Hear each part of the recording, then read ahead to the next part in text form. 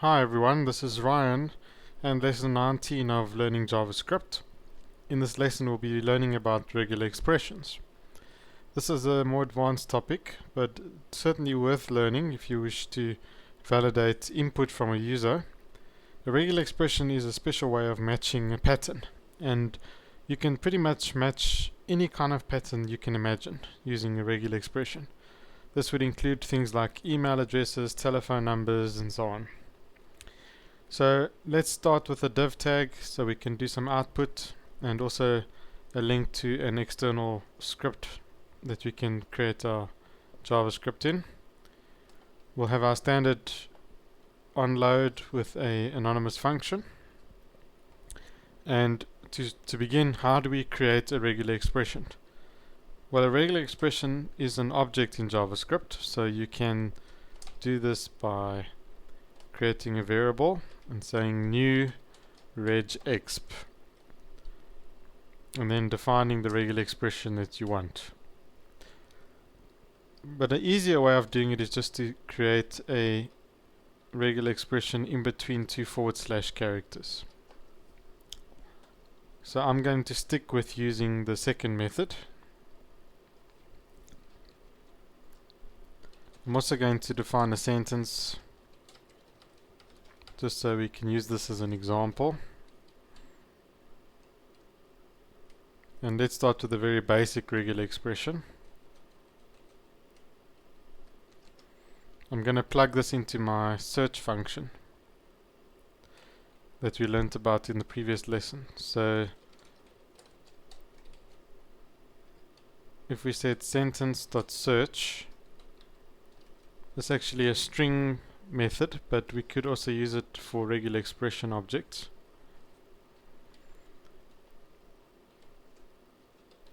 Remember, if it finds it, it will return the position where it found it in the sentence. In this case, position 17. But if I used a capital B, it would not find it, so it would return a -1. Before we go any further, it would be a good idea to get a reference for regular expressions. And you can do this by Googling for regular expressions cheat sheet. There are several that you can download. The one that I've chosen to download is a PDF document from Dave Childs. Nice thing about this is it's just a one-page document where you can print out and stick it next to your computer as a reference. But let's start by looking at some of the pattern modifiers, and the one I'm specifically interested in is the I. That means case insensitive. A pattern modifier will go after the final /. So if I have an I over there, it makes the entire regular expression case insensitive. So now it still matches again. Even if I change the word bat to capital letters, it will still match. Okay, let's look now at some of the anchor characters. Starting with the caret. That's Shift 6 on your keyboard. It represents the start of line. So if we say caret bat, that means the sentence must start with bat.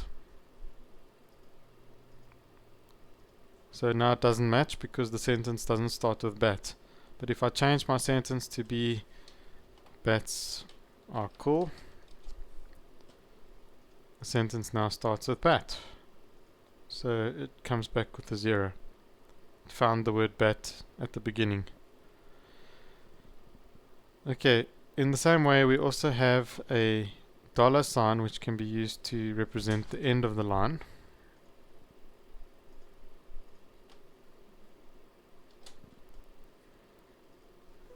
So that would mean that the sentence must end with bat. That doesn't match, but if I change the sentence around,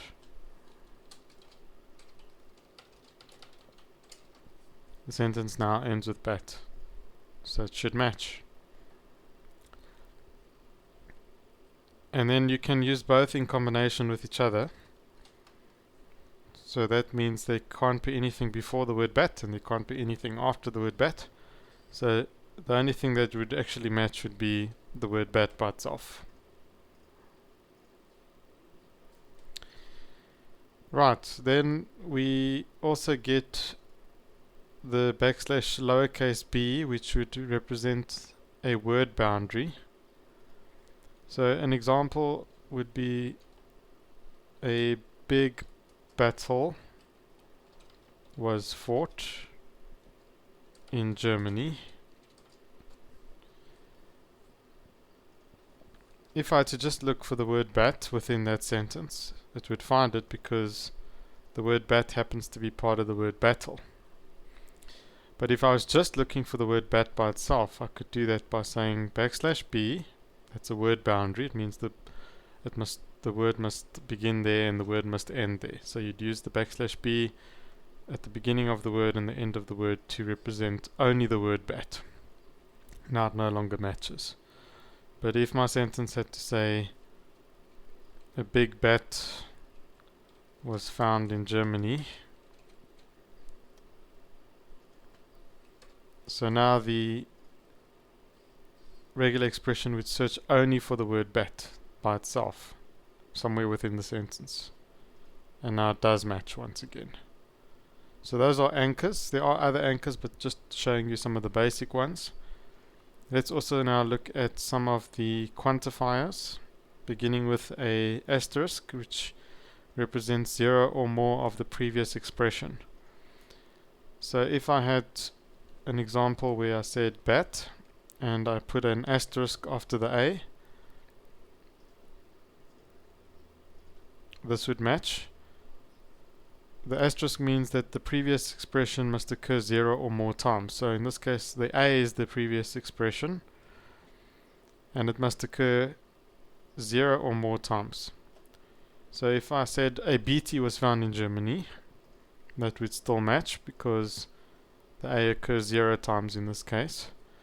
If I said a bat was found in Germany, that would also still match because the A occurs more than once. The star means 0 or more times. A plus would be a similar quantifier. The plus means 1 or more times. The previous expression must occur 1 or more times. So in this case, the A occurs more than once, so it does match. But if I had to say BT, now the A occurs 0 times, so it won't match, because the A needs to occur at least once.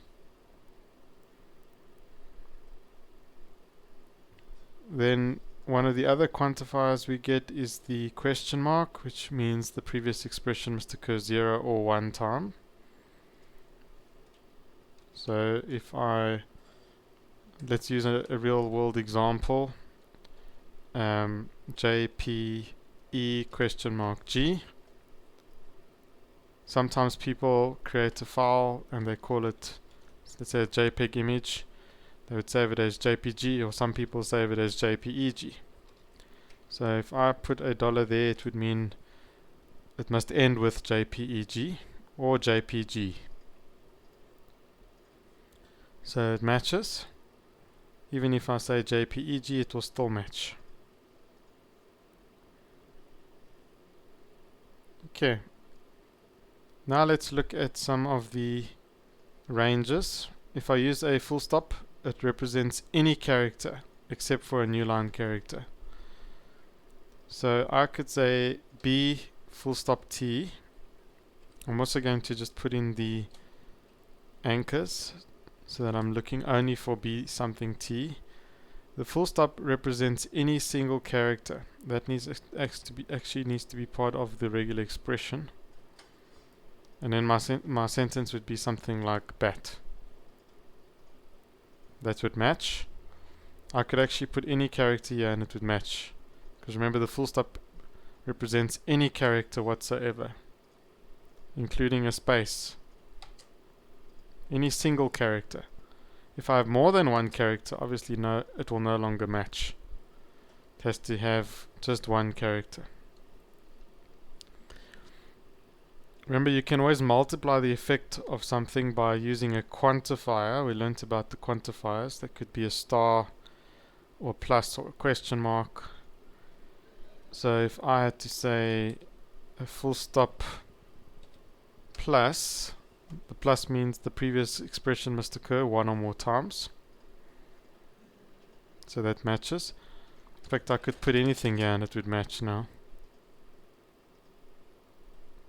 because it's occurring one or more times.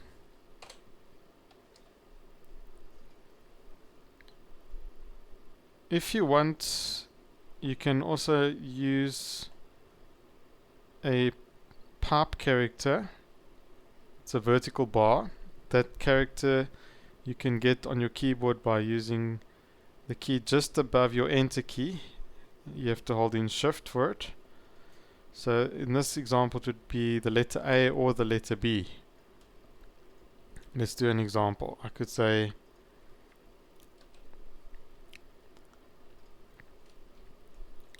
A or E or C as an example, followed by a T.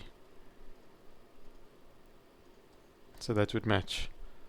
If I use a C, that should still match.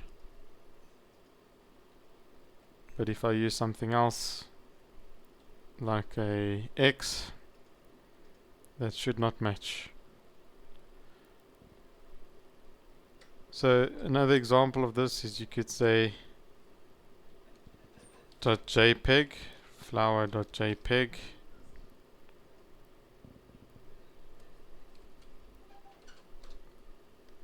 So a regular expression for this could be JPG or GIF or PNG.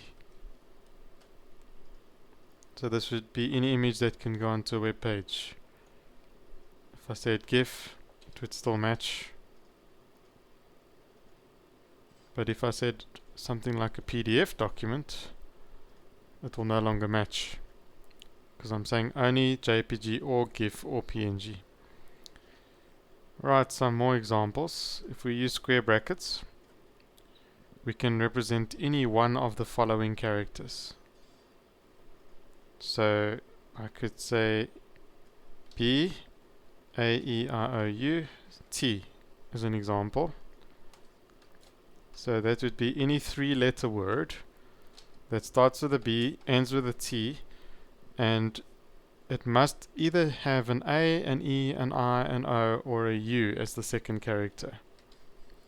So that would be valid. But as soon as I use a different character, it's no longer valid. If I had to put a 2 in curly brackets, remember that's a quantifier. It multiplies the effect of the previous expression. So the previous expression means any one of those characters. So this means exactly 2 of any one of those characters. So this could be, for example, boat. The word boat should match. Or I could have boot, should still match. Or bait.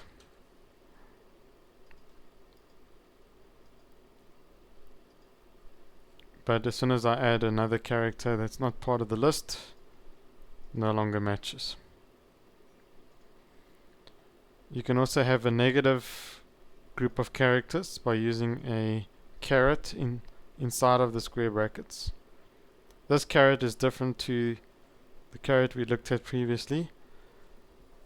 So if I have a caret inside the square brackets, it means it must not contain any of these characters. So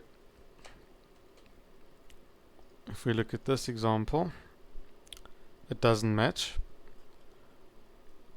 because it actually landed up containing an A. But if I had a T, then it would be fine. Okay, so don't get confused between the two carets. The first caret means that the sentence must begin with the B. This caret inside the square brackets means it must not contain any of these characters. Okay, then you can also have a range of characters. You do a range of characters in square brackets with a dash in between. So as an example, you could say any letter of the alphabet between A and Z. So this should match. Yes, it does, because T is a letter of the alphabet between A and Z. But if I had to use a number, that does not fall in that range, so it doesn't allow it. You could also use numbers, so you could say 0 to 9. That would be any number between 0 and 9. So that should now match.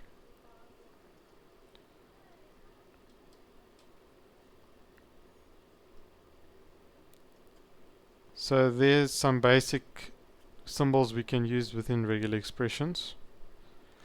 You might come across a situation where you want to use one of the literal versions of the characters that we've looked at. For example, if you said flower.jpg and you wanted to represent that,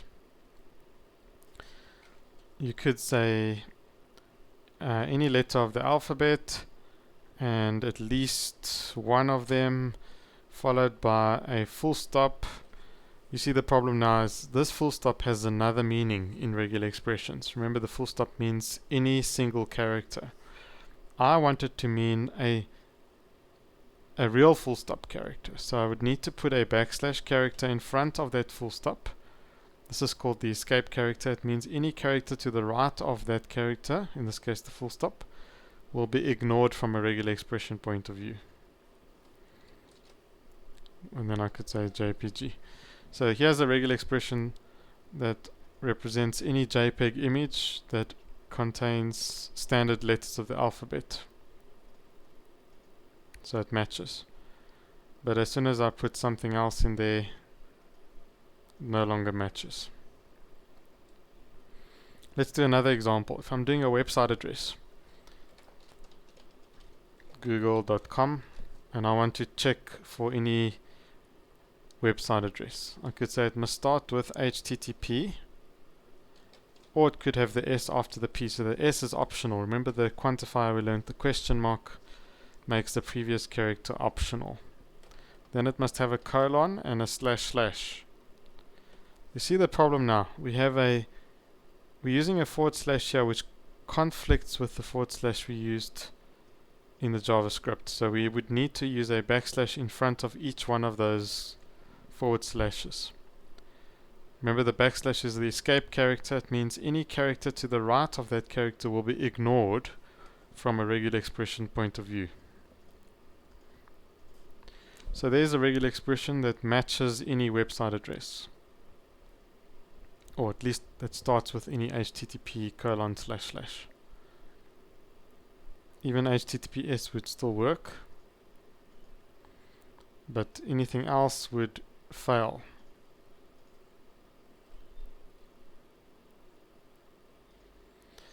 Then we can also use some character classes in our regular expression.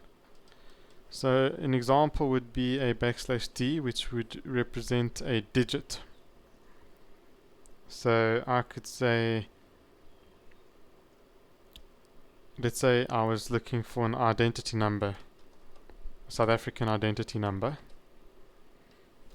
In South Africa, our identity numbers have 13 digits. So 1, 2, 3, let's just see, it would be 1, 2, 3, 4, 5, 6, 7, 8, 9, 10, 11, 12, 13. That would be a valid identity number.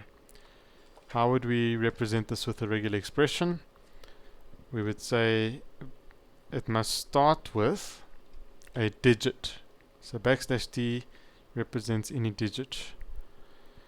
And then it must have exactly 13 of them. There must be nothing after that, so that's why we have the dollar at the end. Those are anchors. So this would represent any valid South African identity number. As soon as I add one extra number, it will fail. As soon as I add a letter of the alphabet or any punctuation mark, it will fail. So another example of a character class would be a capital D, which would be any non-digit. So if I said I want a non-digit and I had a number, that would fail. But as soon as I used something that's not a digit, it will match.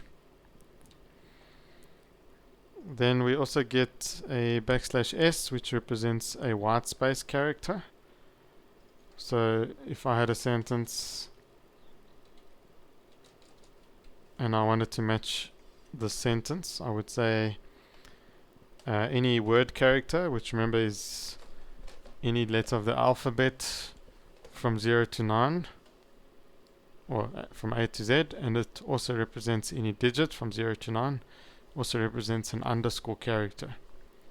So I would also need to have a plus sign to say at least one of those. I guess I could put this in square brackets, and I could also add a \s. Now the \s represents any space character. So here is one way of representing a sentence, and it matches. But as soon as you add any punctuation or any non-word character, it doesn't match anymore. Okay, so just to recap, the \w is a word character, and the definition of a word character is any letter of the alphabet from A to Z, any number from 0 to 9, and also the underscore character.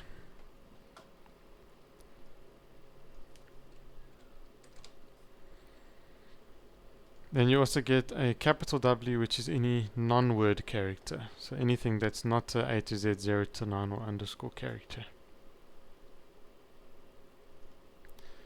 And that's a summary of all the different most important regular expressions. There are several others, as you can see by looking at this cheat sheet. But as you start working with it, you'll start getting better and better at using regular expressions. I just want to do one or two practical examples with you. If we had to match a valid telephone number, and let's say the number needed to be in the form of that, we would have a number, for example,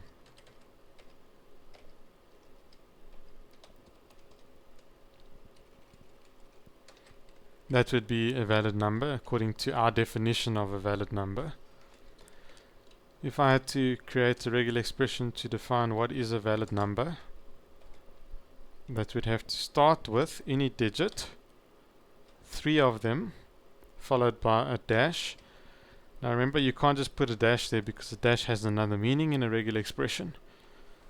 So we'd have to put a \, in front of it to tell it to ignore it from a regular expression point of view. So give me a literal dash, in other words. Then I would need another 3 digits. I would need a dash again, and another 4 digits at the end. Don't forget the dollar at the end as the anchor, otherwise they could put any other garbage at the end. So there would be a regular expression to represent this exact pattern. 3 digits, a dash, 3 digits, a dash, and 4 digits. You could then put this into an if statement. So you could say if tel.search for I suppose I should call this a valid number, is not equal to -1, because remember it returns -1 if it doesn't match, or I should actually say if it is equal to -1. So if it doesn't match the pattern, then I need to print an error message, and I'd say invalid telephone number.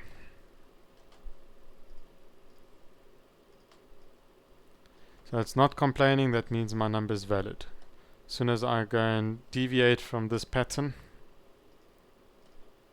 suddenly it's a problem. pattern must match exactly. If I wanted the number in this format with spaces instead of with dashes, I would just replace this with a backslash s. Remember, backslash s represents any white space character. If I wanted a full stop, I would have to also escape it, because a full stop is another meaning in regular expressions. So that would represent any number in that format successfully. So you need to build your regular expression according to the way you want the number to be entered.